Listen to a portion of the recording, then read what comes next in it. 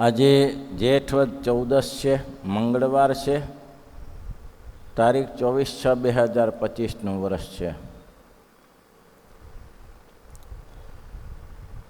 મહારાજે શ્રીજી મહારાજ બોલ્યા છે, ભગવાનનો ભક્ત ભજનનો કરનારો જીવ છે તેની દ્રષ્ટિ જેમ જેમ સૂક્ષ્મ થતી જાય તેમ તેમ પરમેશ્વરનું પરપણું જણાતું જાય. પાછળ દ્રષ્ટાંત તે સરસ આપ્યા છે.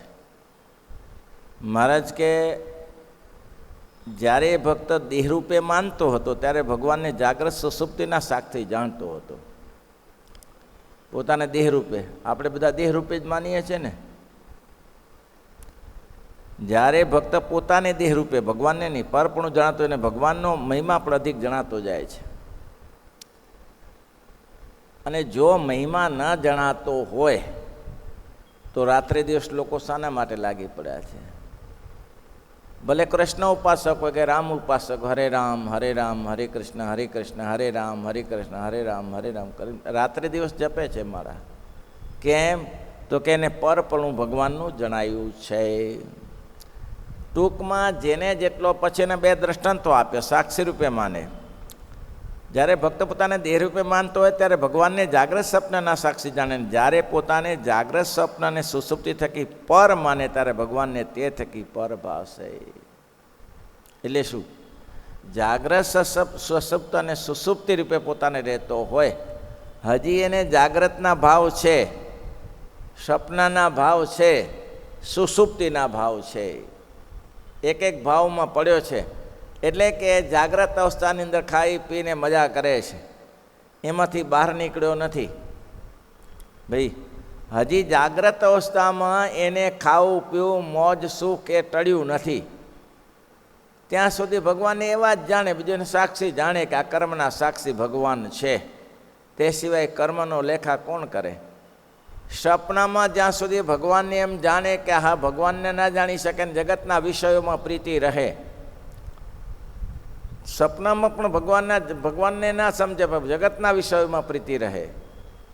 એ કોઈને મળ્યો ને ફર્યો ને બંગલો બનાવ્યો ને આવું બધું નવું થયા કરતું હોય. મહારાજ કે અને સુષુપ્તિને પણ એ સમજે. સુષુપ્તિમાં કંઈ એવું હોય નહીં. સુષુપ્તિ તો ઘોર નિંદ્રા છે, પણ ઘણીવાર જાગૃત પરિસ્થિતિને આવી જાય છે. અને મહારાજ કે સુષુપ્તિ છે એ સમાધિનું જ એક અંગ છે. સુષુપ્તિ છે ને એ સમાધિનું અંગ છે. તને સુષુપ્તિમાં ગયા એટલે ગાઢ નિંદ્રામાં સૂઈ ગયા, તો ધ્યાન ધારણાવાળો શું કરે છે? ધ્યાનવાળો માણસ શું કરે છે? ભગવાનની મૂર્તિમાં લીન થઈ જાય છે. પછી શું દેખાય છે? જેમ કે નાવડા ગામમાં મેં દર્શન આપ્યું હતું. ઓળ બેન હતા, પગારદાર હતા, પણ એને મંદિરમાં ઓળોપો કરવા રાખેલો. ઓળોપો સમજો છો ને, લીપવું ને વાળવું ને એ કરવા રાખેલા ઠાકોરજીને. ભગવાનને તો અડતા નહીં હોય, પણ આ બધું કરે. પૂજારી પૂજા કરી જાય, આખું મંદિર સાફ. એને એમાં લક્ષ્ય થઈ ગયો ભગવાનની મૂર્તિમાં. આહા હા હા, કેવી મૂર્તિ સરસ મજાની છે. અરે પોતાના સંતાનોમાં તો લક્ષ્ય બધાને થાય છે. ભલે કુમળો કાળો હોય, ધોળો હોય, લાંબો હોય, ટૂંકો હોય, કોઢિયો હોય, તોય પોતાના સંતાનોમાં દરેકને પ્રીતિ થાય છે. પણ ભગવાનમાં પ્રીતિ થઈ છે. બોલો, ભગવાનમાં પ્રીતિ થઈ છે. એવું લક્ષ્ય થવું જરૂરી છે ને ભાઈ. જૂનાગઢમાં ગણેશભાઈની પેઢી મોટી, પણ વારસદાર કોઈ નહીં. ભગવાનમાં પ્રીતિ થાય કોઈ પણ રીતે. બાપ રૂપે પ્રીતિ થાય, પુત્ર રૂપે પ્રીતિ થાય, કે ભાઈ રૂપે પ્રીતિ થાય. પણ ભગવાનમાં લક્ષ્મણજીને ભાઈ રૂપે પ્રીતિ થઈ. તો જેમાં જેને પ્રીતિ થાય, પણ પ્રીતિ લક્ષ્યવાળી થઈ જાય ત્યારે એને ખબર પડે સમાધિ થઈ જાય, લક્ષ્ય થઈ જાય. ત્યારે જ્યાં સુધી લક્ષ્ય ના થાય ત્યાં સુધી ના મળે. એ ગણેશજીને ગુણાતીતાન સામે એક દિવસ સભામાં પૂછ્યું, ગણેશદા, તો કે હા. કોઈ કે કીધું હશે કે સાહેબ શેઠ બહુ મોટા છે, પેઢી મોટી છે, સેવા બહુ સારી કરે છે, ઘરે પારણું નથી બંધાનું. તારે સ્વામી કહે, તારે ગણેશદા તારે સંતાન જોઈએ છે, છોકરો જોઈએ છે? હા સ્વામી, ગ્રસ્ત છીએ, આ પાછળ સંભાળનારો. એટલું જ કામ છે ને સંભાળવાનું? તો કે હા. તો સ્વામી લાલજીની મૂર્તિ લેતા આવ્યા. લે, આ તારો દીકરો, તું આનો બાપ. હવે આ ક્યાં મેળ બેસે? અરે સ્વામી, આ તો ભગવાન છે, આને દીકરો કર્યું, મેં કીધું ને આને દીકરો બનાવ ને તું બાપ રે. એવો લક્ષ્ય થયો, એવો લક્ષ્ય થયો. થતો નથી લોકોને, થતો નથી ભગવાનમાં લક્ષ્ય. પણ ભગવાનમાં લક્ષ્ય થાય તો પરપરું જણાય. આ ભગવાન તો અનંત અવતારના અવતારી છે, સર્વ કારણના કારણ છે, અને મને આ લાભ મળ્યો છે, મારું મોટું સદભાગ્ય છે. હું કચું નથી બોલ્યા. મુક્તાનંદ સ્વામીને રામાનંદ સ્વામી કહ્યું, પછી આખી જિંદગીમાં બ્રહ્માનંદ સ્વામીને મહારાજે 1 સેકન્ડ વાર દર્શન કરાવ્યું, પોતે કોણ છે. પછી આખી જિંદગી જેમ નચાવ્યા તેમ નાચાવ્યા. નહીં તો સામાન્ય હતા, ભલભલા રાજવીઓને, ભલભલા ગઢવીઓને ઊંધા પાડી દે એવા હતા પોતે. જૂનાગઢના રાજાએ ખાલી નવાબ સાહેબે એટલું પૂછ્યું કે ગઢવી કવિરાજ લાડુદાનજી, આપ તો કવિ છો. તો રાત્રિનો સમય હતો અને એમાં આમ જ્યોત બળતી હતી. તો એના ઉપર એને કીધું કે આ જ્યોત શું કહેવા માગે છે, અને છંદ બન્યો, આભા બની ગયો. વાહ વાહ વાહ, પરવરદિગાર ખુદા ખુદા, કે આ તો ક્યાંથી આવી કવિતાઓ. આવા ભલભલા રાજા મહારાજાને રીઝવે. પણ એકવાર મહારાજની મૂર્તિમાં લક્ષ્ય થયો અને પરપરનું જણાણું, પછી કોઈ દિવસ દલીલ નહીં. ગમત થાય મહારાજની જોડે સખા હતા એટલે દલીલ નહીં. મહારાજે કહી દીધું આમ છે. કેવા હેરણ થયા. સુણો ચતુર સુજાણ, સુણો ચતુર સુજાણ, એમના ઘટે રે તમને દીનાનાથજી. સુણો ચતુર સુજાણ, સુણો ચતુર સુજાણ, એમના ઘટે રે તમને દીનાનાથજી.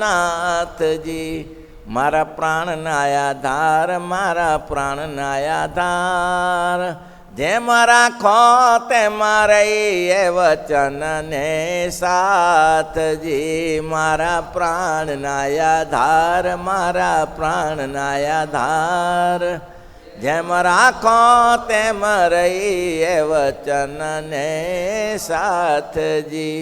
અમે તમ કારણ સૈયા નેણા, અમે તમ કારણ સૈયા વેણા, નાથ નિરખવાને સુણવા વેણા, નાથ નિરખવાને સુણ. અમે તૃપ્ત નવા કીધા નેણા, અમે તૃપ્ત નવા કીધા નેણા. સુણો ચતુર સુજાણ, સુણો ચતુર સુજાણ, જેમ રાખો તેમ રહી એ વચનને સાથજી. સુણો ચતુર સુજાણ.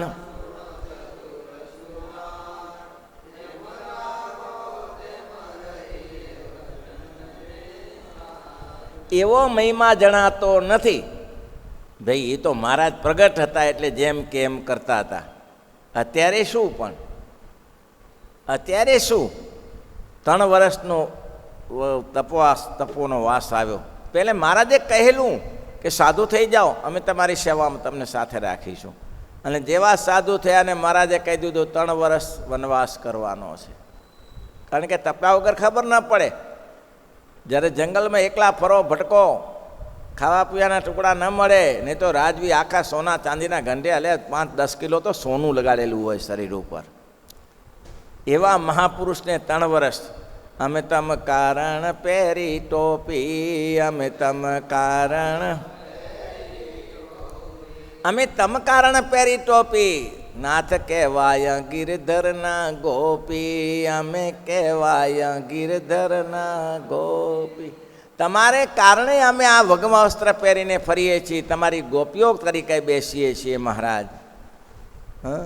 પેલી પ્રીત કરી સિદ્ધને આગે. જાણતા હતા કે પહેલે જેમ શું કહે છે, જેમ બકરીને જેમ ઘાસચારો બતાવીને જેમ ઝાડમાં ફસાવે, માછલીઓને જેમ લોટની પીસીઓ ભરીને ઝાડમાં ફસાવે, મૃગલાને વાંસળી વગાડીને ઝાડમાં ફસરાવે, તેમ તમે અમે ફસાવ્યા છે મહારાજ. અને હવે આવો અન્યાય કરો છો. પહેલી પ્રીત કરી સિદ્ધને આગે, પહેલી પ્રીત કરી સુધ. દૂધ દેખાડીને માર્યા ડાંગે, દુઃખ દેખાડીને માર્યા ડાંગે, પછી તેને તે કેવું વસમું લાગે, પછી તેને તે કેવું વસમું. સુણો ચતુર સુજાન, સુણો ચતુર સુજાન, એમ ન ઘટે રે તમને દીનાનાથજી. સુણો ચતુર સુજાન.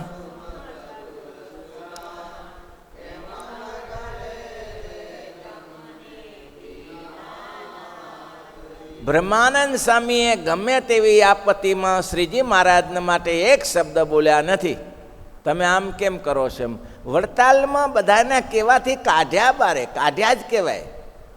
હવે આટલી મહેનત કરતા હતા કોને માટે? મંદિર બનાવવામાં. એનો સ્વાર્થ શું હતો? જૂનો વડતાલમાં એનો સ્વાર્થ શું હતો? એ તો એક મંદિર બનાવતા હતા મહારાજની આજ્ઞાથી. લોકોએ ચડાવ્યા કે મહારાજ આ તો આ તમને નહીં માને, આખો દેશ એને વશ કરી લીધો છે. જ્યાં જુઓ તો બ્રહ્માનંદ, જ્યાં હોય તો ખરા ને તે દિવસે માનતા નહીં કે આજે જ ઈર્ષાળું હોય. અને ઈર્ષા કંઈ બહારથી ના આવે. ઈર્ષા ગ્રસ્ત નહીં કરે, ત્યાગી નહીં કરે. ભાઈ કે કોઈ ગ્રસ્ત ઈર્ષા કરનારો નહોતો ત્યાં, એ ત્યાગી જ હતા, પોતપોતાની જ ઈર્ષા કરે. તેમ આપણે કોઈ પાછળ પડેલો તો માનવાનું કે કોઈ બહારથી આવીને આપણી પાછળ પડે, એ આપણા જ અંદર પડે. તો એને અડધી રાત્રે ત્યાંથી નીકળવું પડ્યું મહારાજની જોડે. પણ એક શબ્દ બોલ્યા છે, ગાંફ ગામ આવીને તંબુરો લીધો અને મહારાજને રીઝવવા રાત્રે 2 વાગે. ત્યારે મહારાજે કીધું કે સ્વામી શું થયું? અરે મહારાજ આ રીતે અન્યાય હોય?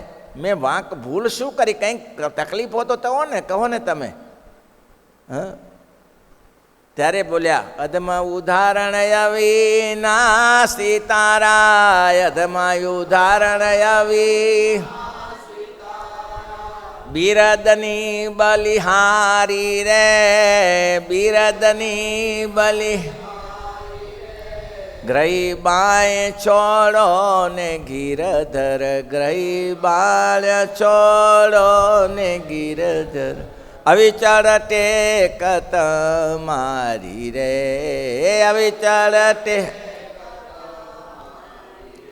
ભરી સભામાં ભૂધરજી તમે, ભરી સભામાં ભૂધરજી તમે, થયા છો મારી મારી રે, થયા છો મારી મારી. હેતાને હે બેટાને હે તે બોલાવો, બેટાને હે અવગુણિયા વિસરાવા રે, અવગુણિયા વિસ. આટલી કાકલુદી ક્યાં? પોતાની શક્તિ દુનિયા રાજસ્થાનના રાજાઓને હંફાવે, ગુજરાતના રાજાઓને હંફાવે, જૂનાગઢનો રાજા આફરીન બની જાય, જામનગરનો જામ સાહેબ આફરીન બની જાય, અને એની જગ્યાએ હાથ જોડીને ઊભા રહે, જેવો તેવો તો એ પુત્ર તમારો, જેવો તેવો તો એ. અણસમજુ અહંકારી રે, અણસમજુ પેટ પડ્યો તે અવશ્ય પાડવો, પેટ પડ્યો તે.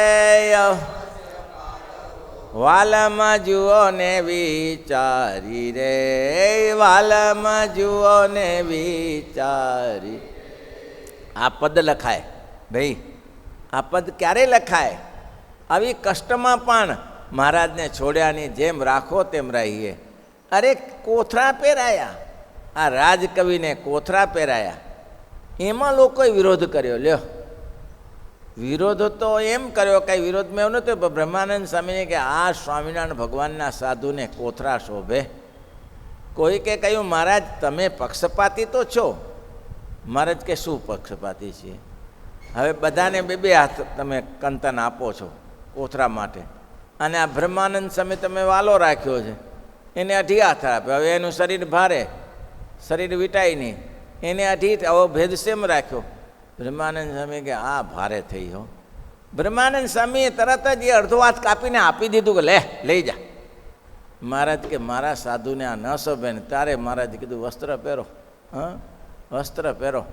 આટલું થયા પછી પોતે સંપ્રદાયનું હિત ચાહ્યું છે, સંપ્રદાયનું અહિત નહીં ચાખ્યું. કેમ? એકવાર મહારાજનું દર્શન થયું અને મહારાજે એને પોતાનું સર્વોપરીપણું બતાવ્યું કે હું કોણ છું, હું શેના માટે પૃથ્વી ઉપર આવ્યો છું, તમારા થકી મારે કયું કામ કરવું છે.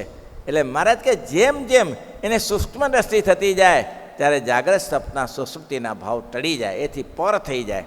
પછી જેમ જેમ સૂક્ષ્મ દ્રષ્ટિ થતી જાય તેમ તેમ તે ભગવાનને પોતા થકી પર જાણતો જાય અને મહિમા પણ વધુ સમજાતો જાય, એનો મહિમા પણ વધારે સમજાય. જેમ જેમ પર થાય તેમ મહિમા વધારે સમજાય. કોઈ કંપનીનો માલિક હોય, એને તમે રહેતા હો અને એની સાથે બેસતા ઉઠતા હો તો તમને એનો શું મહિમા હોય? જેમ કે ધર્મગુરુ આચાર્ય હોય, એ સામાન્ય માણસને ખબર ન હોય તો એ તમારી સાથે બેસે, વાતચીત કરે અને તમારી જેમ જ વાતચીત કરે. એ તમને લાગે આપણા જેવો જ છે. કોઈ એને કે તમને ખબર નથી આ કોણ છે? આજે ગુજરાતનો રાજા છે, આખું સ્વામિનારાયણ સંપ્રદાયનો ઉપરી અધિકારી છે. પછી કેવું થાય? હા, જેમ કે મેના ને ત્યાં હિમાલય ને ત્યાં મેના ને એમ થયું આ શું શિવ સાપ લટકાવ્યા છે, ગળે સાપ લટકે છે, માથે મુગટે સાપનો અને ચામડો પહેરીને આવ્યા. ભાઈ આ લગ્ન મારી દીકરી એટલી શું કોમળ, એની સાથે આવો અન્યાય. અરે દીકરી કૂવામાં પડીને મરી જા, પહાડ ઉપરથી પડીને મરી જા, આ દિગંબરને ના પરણાય. ત્યારે દેવી સતીને કહેવું પડ્યું કે તુમસે મિટાઈ કે વિધિ કરંકા, માં તું વ્યર્થ દે ને લઈ દે, ખોટો કલંક લે છે તારા માટે, તારાથી નહીં મટે. તો નારદજીએ કહ્યું કે મેના જેની ચિંતા કરો છો એ કોણ છે જાણો છો? આ દિગંબર શમશાનમાં પડ્યો રહેનારો. શું શમશાનમાં પડ્યો? સ્વયંભૂ શિવજી છે, પાતાળેશ્વર છે. હે તો કે આ એ પોતે. અને તમે તમારી દીકરીને માનો છો, એ તમારી દીકરી નથી, સ્વયં જગદંબા છે. અને પછી કયો ભાવ જાગ્યો? હે ઓલી આરતી પડી ગઈ આરતી કરતા, અને પછી કયો ભાવ જાગ્યા? આ હા હા હા, મારે ત્યાં શિવ, મારે ત્યાં જગદંબા. પણ કોઈ મહિમા સમજાવ્યા વગર મહિમા સમજાય નહીં હો ભાઈ. પરપણું સમજાવવા માટે કોઈ જોઈએ, પછી એને પરપણું શિવજીનું જણાઈ ગયું. પછી ક્યારે પણ મેનાએ એને ઓબ્જેક્શન લીધું કે એને ત્યાં ના રહેવું કે આ ગમે એટલી વિપાનને વિટંબડાવા આવી, પણ મેના કે કંઈ પ્રશ્ન પૂછ્યા નથી. શ્રીપતિમ શ્રીધરમ